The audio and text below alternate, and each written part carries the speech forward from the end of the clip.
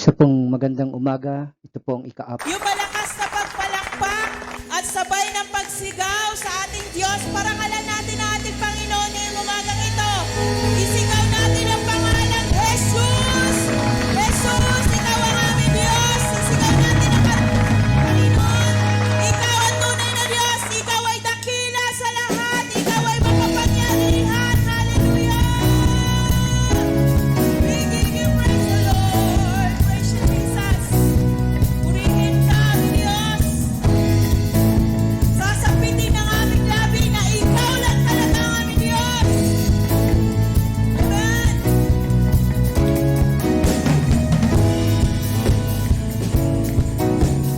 Hallelujah.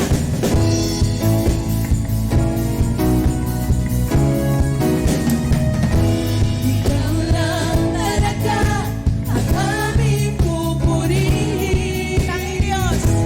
Ikaw lang talaga ang sasambahin. Minsan pa, ikaw lang talaga. Ikaw lang talaga ang aming pupurihin. Ikaw lang talaga. Ikaw lang talaga ang sasambahin. Ikaw lang. Ikaw lang talaga ang dadakilain. Ikaw lang. Ikaw lang talaga. Sabay-sabay.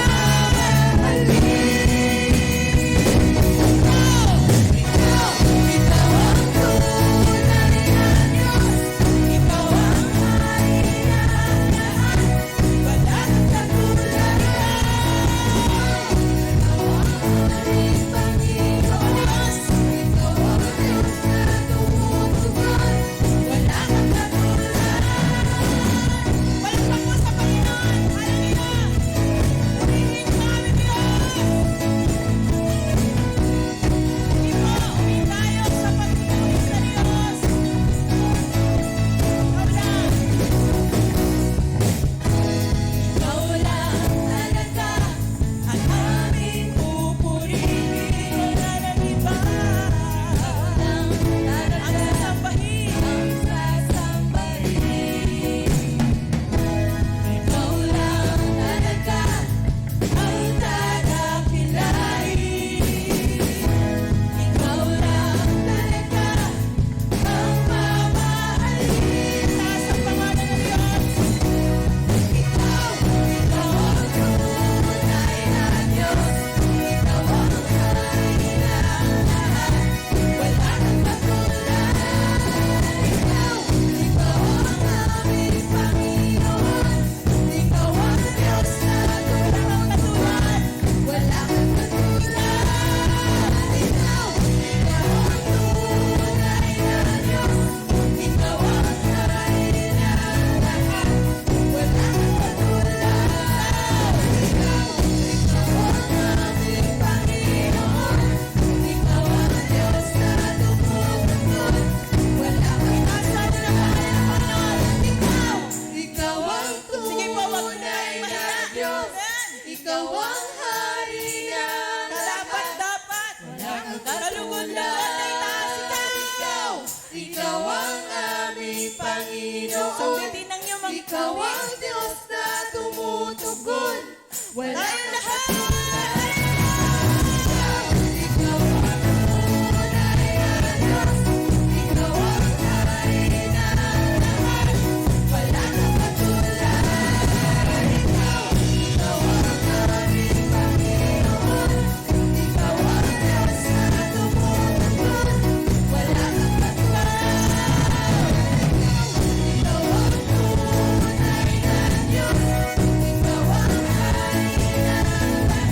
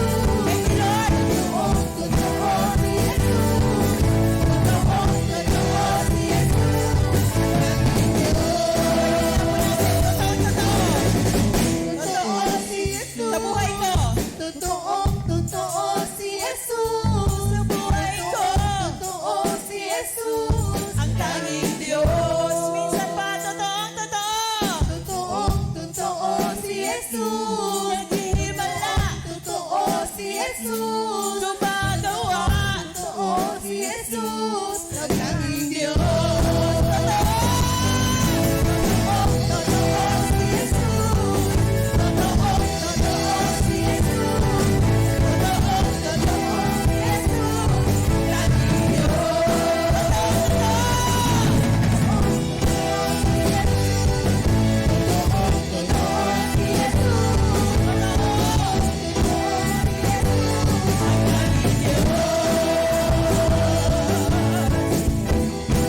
Kung totoo ang Panginoon sa buhay mo, ipagsigawan mo ngayong umagang ito, mga kapatid. Maging dyan sa tahanan, ipagsigawan mo na ang Diyos ay totoo sa ating buhay. Mula noon hanggang ngayon. Hallelujah! Praise you, Jesus! Nagpapagaling. Nagbibigay. Nagliligtas. Kahit ang lahat. Nagbibigay. Nagpapagaling.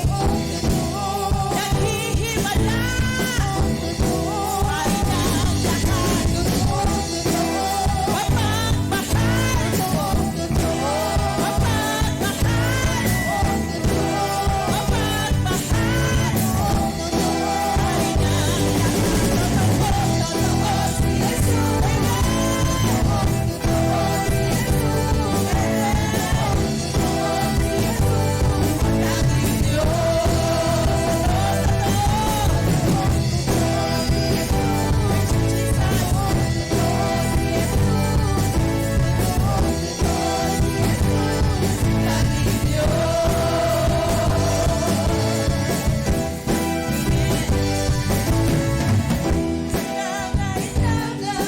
Kahit na anong bayan, tanging siyang makapangyarihan, ang siyang katugunan.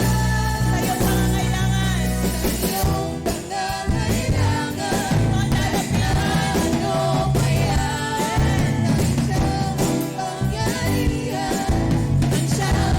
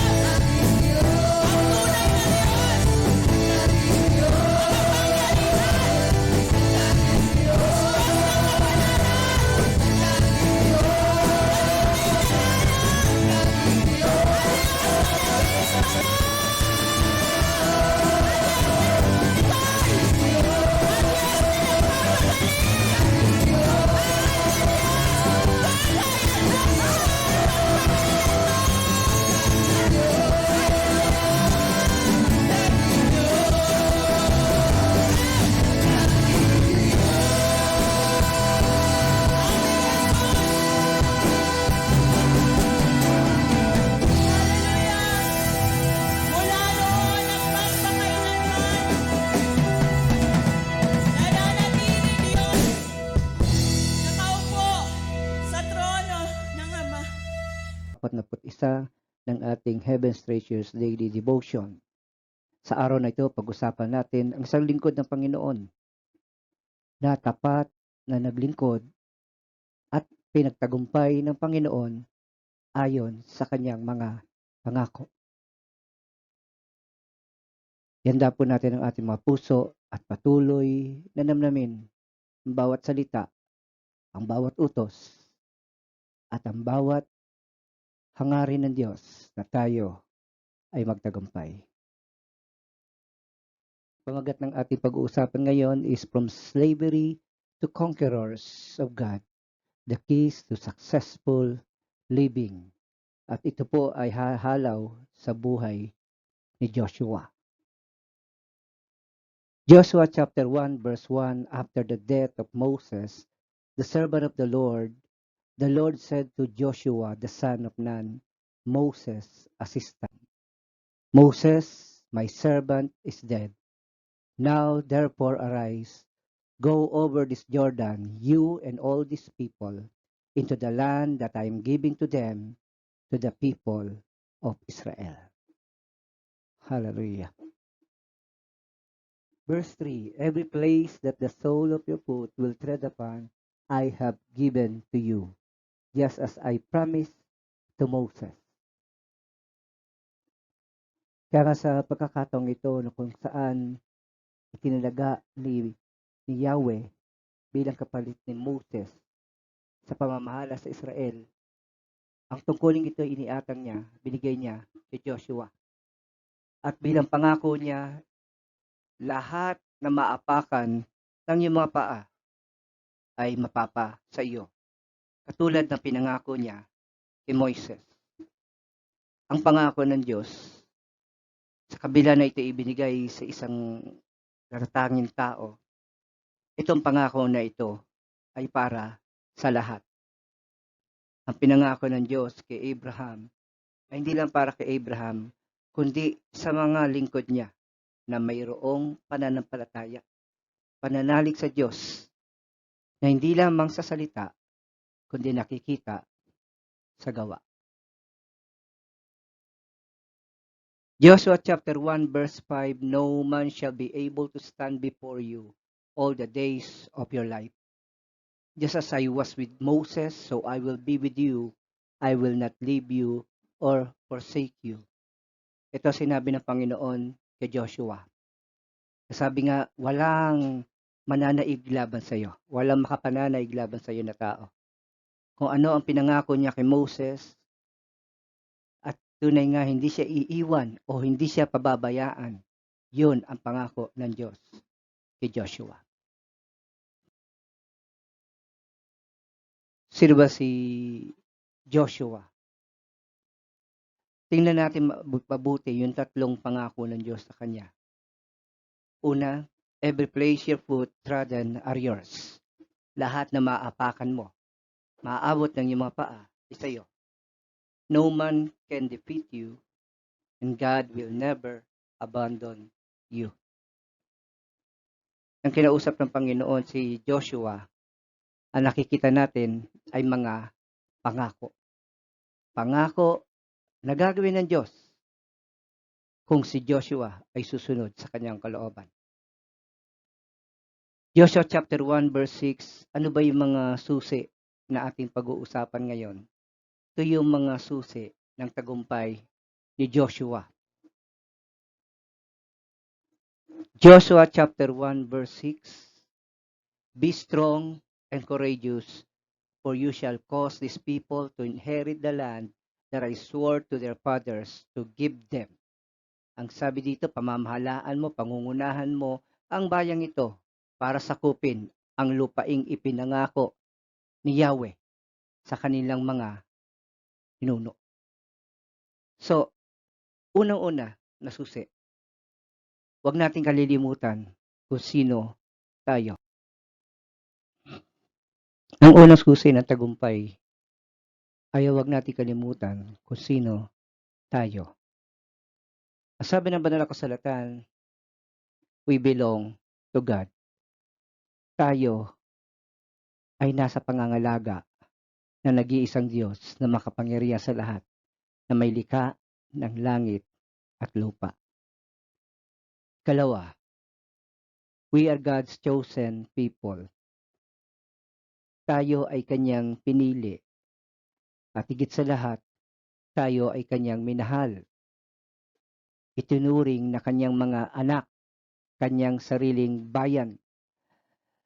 Ang Panginoon ay nag-commit sa atin bilang kanyang bayan, bilang kanyang mga anak, na tayo ay kanyang iingatan. At ang kanyang pangalan ay kasama natin. Kasama na rin dito ang kanyang mga pangako na kanyang tutuparin sa bawat araw na ito ay nasa sa katuparan natin. Katlo, we are the people of the promise. Ang tanging pinanghawakan natin ay ang kanyang mga pangako. Ang tanging pruweba na tayo ay kabilang sa mga pinili niya, sa mga tao na kanyang pinangakuan, katulad ni Joshua, ay walang iba kundi ang kanyang salita. Kahit ano pa mangyari sa ating buhay, kahit ano pa kinakaharap natin, ano man ang sitwasyon natin, magkaroon man tayo ng kabiguan, ng mga pagsubok, ng mga problema, kung nabigo man tayo sa isang bagay, o sa ikalawa, ikatlo, huwag natin kakalimutan, tayo ay sa Diyos at siya ay sumasa atin.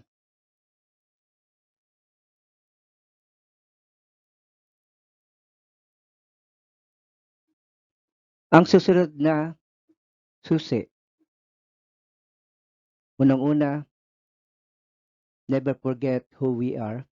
And number 2, be obedient to the word. Be obedient to the word. Joshua chapter 1 verse 5, only be strong and very courageous, being careful to do according to all the law that Moses, my servant, commanded you. Do not turn from it to the right hand or to the left, that you may have good success wherever you go. Kaya nga, naranasan ni Joshua yung pagiging alipin. Naranasan niya yung buhay nila sa ilalim ng kapangyarihan ng mga Ehipsyano. At ngayon, dahil sa tulong ni Yahweh sa pamamagitan ni Moses, binigyan sila ng pagkakataon na makaranas ng isang buhay na malaya at isang buhay na may tagumpay. Ang ikalawa, be obedient to the word. Sabi nga dito, only be strong, do not ask for strength, do not ask for encouragement. The Lord said, just be strong and very courageous. Why? Because the presence of the word, His promises brings us strength and bring us encouragement. Kaya sabi niya dito, sundin nating mabuti. Maging maingat tayo sa pagsunod dito. Katulad ng itinuro ni Moses. Kaya sabi dito, huwag kang kakaliwa, huwag kang kakanan. Sundin mo ang lahat ng naroroon upang kahit saan ka makarating, magtatagumpay ka. Minsan, ang pagsunod sa salita ng Diyos ay hindi lamang yung pagsasaulo, kundi yung malaman natin at makita natin kung saan natin maisasagawa ang mga salita na ating natututunan. Kaya sa bawat pakikinig natin ng salita ng Diyos sa ating devotion, laging hanapin natin yung kalooban ng Diyos, yung kanyang pinag-uutos. At lagi rin nating hanapin yung kanyang mga pangako na ating panghahawakan, tatayuan sa bawat araw. Ang susunod na susi sa Joshua chapter 1 verse 8 is this, live the word. Live the word. Sa unang susi, mga kapatid, ang sabi doon, never forget who you are. Number 2, obedience to the word. And number 3, live the word. Isa sa naging problema ng mga religious leaders ay ang pagsunod nila on the intellectual level. Sinusunod nila dahil yun ay utos, no? Utos ng Biblia at syempre kapag nagawa nila ang bagay na yon, nagiging maligaya sila sa sarili nila.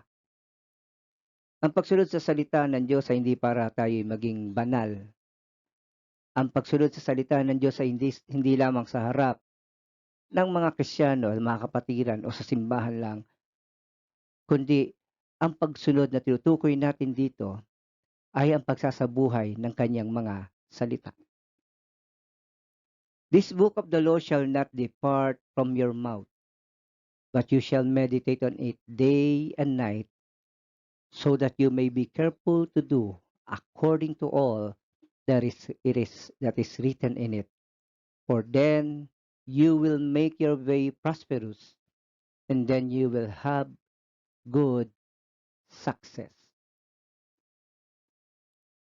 It is not only enough to read the word, but to study, to interpret it, to apply it in our lives.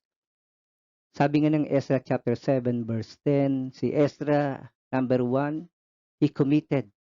He commit to study the word. Number 2, apply, and then teach it to others. So the basic principle, number 1, commit yourselves to study the word. Number 2, apply it. And then number 3, that is the only time that you're going to share it, to teach it to others, to follow the way you did. Sabi nga, hindi lang ito yung pagsasaulo, kundi ito yung pagsasabuhay. Na ang ating desisyon ay hindi yung ayon sa ating karunungan, kundi ayon sa kanyang salita, sa kanyang kalooban, sa kanyang plano. Sabi nga ng Proverbs chapter 3, trust in the Lord with all your heart and lean not unto your own understanding. In all thy ways acknowledge him, and he shall direct your path. Napakaganda na pangako ng Diyos kay Joshua.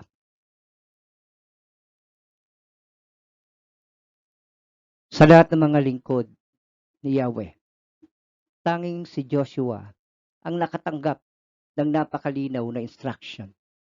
Alam niya ang purpose niya, alam niya kung ano ang kanyang gagawin, at alam niya kung paano niya maisasakatuparan ang kalooban ng Diyos. Tanda sana natin, from being a slave, from being an assistant, a faithful assistant, na kung saan siya ipadala ni Moses, sumusunod si Joshua. Kahit nga sa digmaan, hindi siya umurong, kundi nanguna ayon sa utos ni Moses. Naging tapat siya bilang assistant ni Moses. At nasa panahon na kinuha na ng Panginoon si Moses, ngayon itinayo niya si Joshua bilang bagong leader ng Israel. Marami sa atin, hindi natin alam ang ating layunin, ang ating purpose in life. Kaya kung minsan, nagagawa natin ang mga bagay na iniisip natin ay mabuti, ngunit ang tanong kung kalooban ba ng Diyos. Joshua chapter 1 verse 9, live the word, isa buhay mo to. Have I not commanded you? Be strong and courageous. Do not be frightened and do not be dismayed, for the Lord your God is with you wherever you go. Kaya sabi nga dito, huwag natin kakalimutan the promise of God. We already received His instruction. We already know His purpose in our lives.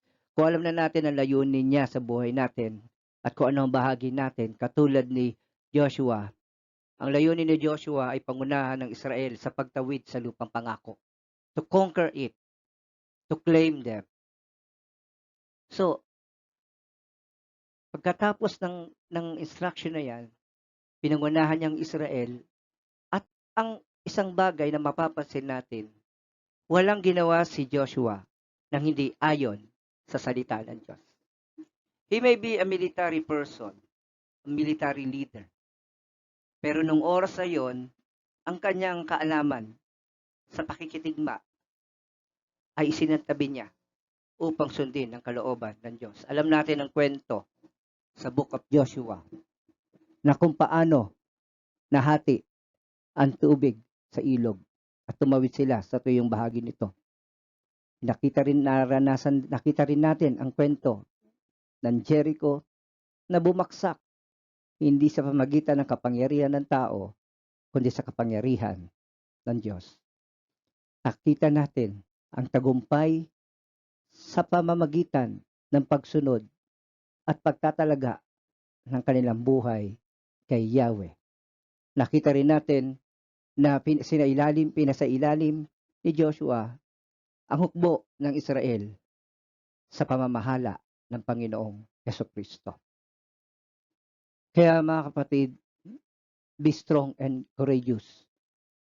Do not be frightened and do not be dismayed, for the Lord your God is with you wherever you go. The day God promised that He will never leave us nor forsake us is the day the Lord committed Himself to our lives. Kaya kapatid, pag sinabing Lord, di kanya iwan, hindi kanya iiwan. Huwag niyong kalilimutan ang pangako na yan. Hindi yan ayon sa nararamdaman natin.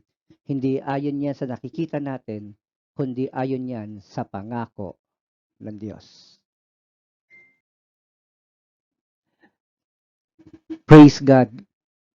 Kumusta ang buhay Kristiyano natin? Kumusta ang ating pananampalataya? Nakita natin ang pangako ng Diyos kay Joshua. Tapat siya mula sa simula hanggang maibigay ng lubusan ang tagumpay sa bayang Israel. At sa kabila nito, makikita natin that the best blessing of being obedient to the Lord is to see that our lives is a big influence to others. Huwag natin isipin kung ano yung nagawa natin. Ang isipin natin ay kung ano naging bunga ng ating paglilingkod sa Diyos.